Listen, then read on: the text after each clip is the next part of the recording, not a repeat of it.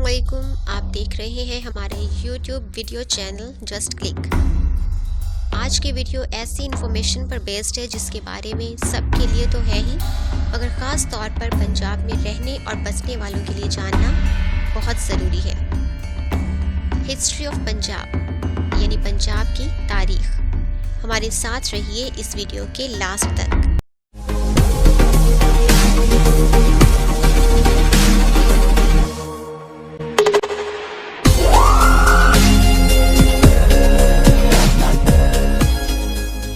اور اگر آپ ہمارے سبسکرائبرز میں سے نہیں تو ابھی ہمارے چینل جسٹ کلک کو سبسکرائب کیجئے اور ساتھ میں موجود بیل کے آئیکن کو بھی کلک کیجئے تاکہ ہمارے یوٹیوب چینل جسٹ کلک کی مزید تفریحی معلوماتی اور دلچسپ ویڈیوز تواتر کے ساتھ آپ تک پہنچتی رہیں۔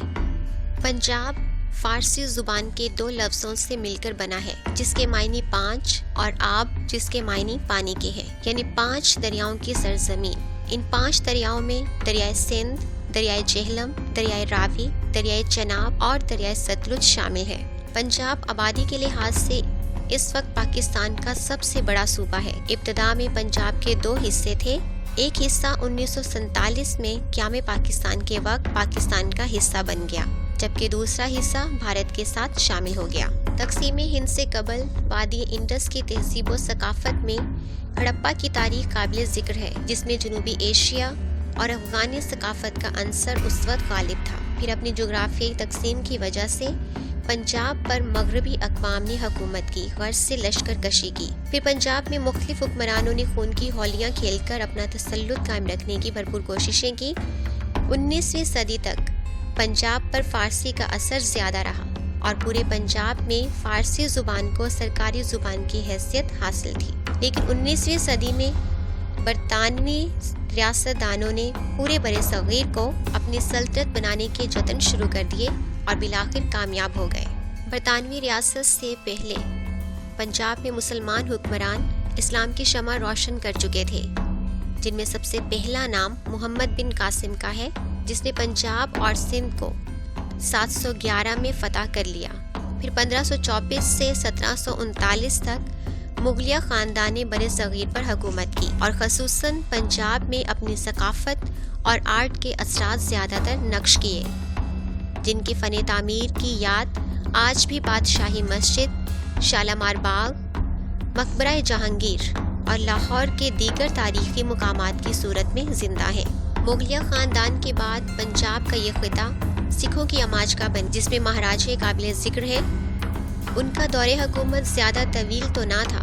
مہاراجہ رنجیت سنگھ لاہور پر قابض رہا، مگر جلد ہی 1839 میں وہ انتقال کر گیا اور پھر برطانیہ نے برِ صغیر کا رخ کیا اور باقاعدہ طور پر 1857 سے 1947 تک پورے برِ صغیر پر قابض رہے، جس میں پنجاب کو زیادہ اہمیت دیتے تھے کیونکہ یہاں شروع ہی سے تجارتی سرگرمیوں اور آبادی کی وجہ سے زیادہ موزوں ماحول میسر تھا۔ تو ویورز، ہسٹری آف پنجاب کو مزید آگے بڑھاتے ہیں۔ 1947 میں مشرقی پنجاب بھارت کا حصہ بن گیا، جبکہ مغربی پنجاب پاکستان کے حصے میں آ گیا۔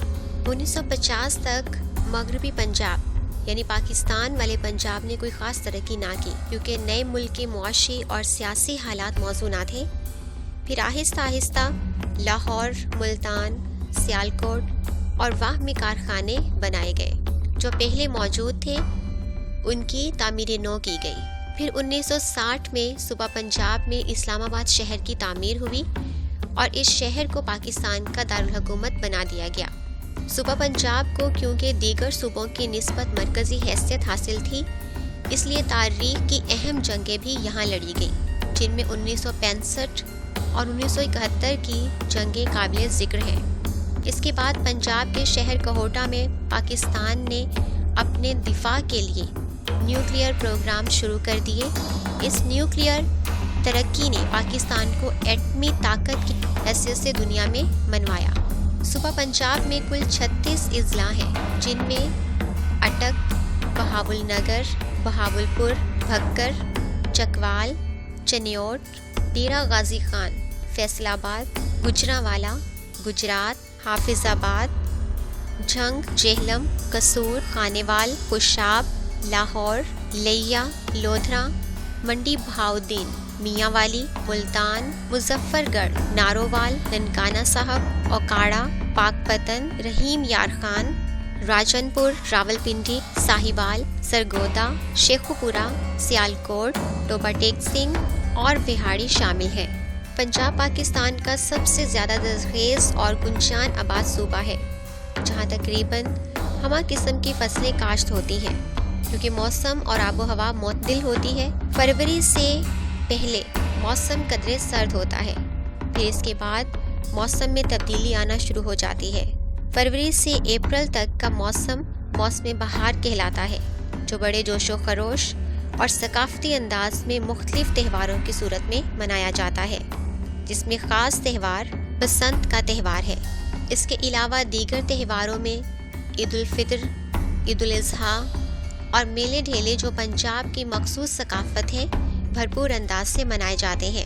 اس کے ساتھ ہی ہماری آج کی پنجاب کی ہسٹری اپنے اختتام کو پہنچی۔ اگر آپ کو ہماری ویڈیو پسند آئی تو محبت کے اظہار کے طور پر لائک، کمنٹ اور شیئر کے ذریعے اپنی آراء سے ضرور آگاہ کیجیے گا۔